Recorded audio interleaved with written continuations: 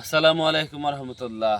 জি সম্মানিত আমার প্রাণপ্রিয় ড্রাগন কৃষক ভাইরা, এই মুহূর্তে আপনারা আমাদেরকে যে যেখান থেকে দেখছেন এবং শুনছেন সবাইকে জানাই আন্তরিক মোবারকবাদ। আমি এখন আপনাদের সাথে যে বিষয়ে কথা বলবো বা পরামর্শ করবো সেই বিষয়টা হচ্ছে যে এই যে ড্রাগন গাছের ডুগা হলুদ হয়ে পচে যাচ্ছে, এর কারণ ও প্রতিকার নিয়ে কথা বলবো।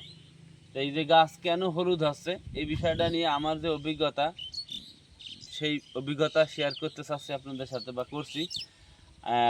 এই যে গাছটা, এটা হচ্ছে যে আমাদের বাগানের বয়স কয় বছর ভাই? 3.5 বছর। এটা 3.5 বছর।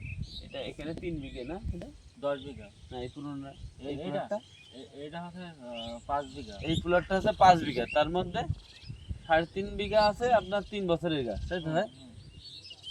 তো এই যে হলুদ হওয়া যে ভাবটা, এই ভাবটা আমার কাছে মনে হয়েছে যে সূর্যের যে তাপ একটানা যখন 5-6 ঘন্টা রোদ পাবে, তখন এই যে ক্লোরোফিল সবুজ বর্ণটা রোদের তাপে নষ্ট হয়ে যায়।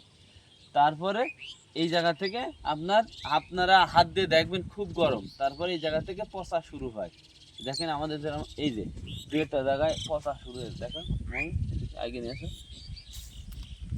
এই যে এই জায়গাটা পচা শুরু হয়েছে। তো সেক্ষেত্রে এই হলুদ ভাব যেন কম হয়, এর জন্য একটা ট্রিটমেন্ট আছে। সেই ট্রিটমেন্টটা একটা গুঁড়াই দিতে হবে। আপনারা যখন সার দেবেন তখন পর্যাপ্ত গন্ধক সালফার বিঘা প্রতি 2-3 কেজি হারে করে দিতে পারেন গন্ধক সালফার।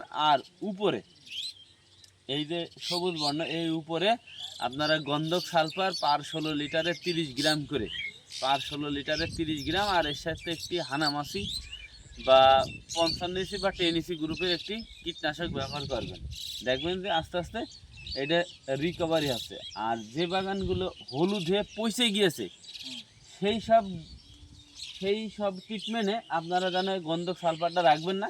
সেই সময়টা আপনারা সিপ্রোকোনাজাল আর অ্যাজিস্টোবিন এই গ্রুপের একটি কম্বাইন্ড তরল ছত্রাকনাশক, আর এর সাথে দেবেন আপনারা বিসমাথিওজাল গ্রুপের ব্যাকটেরিয়া নাশক দিয়ে পুরো গাছে সুন্দর করে একটা স্প্রে করবেন। 7 দিন পর সেম একই ডোজ আর একবার স্প্রে করবেন। দেখবেন যেখানে যেভাবে পচা আছে ওই জায়গায় পচা এইভাবে দাঁড়িয়ে যাবে, নতুন করে আর পচবে না ইনশাল্লাহ।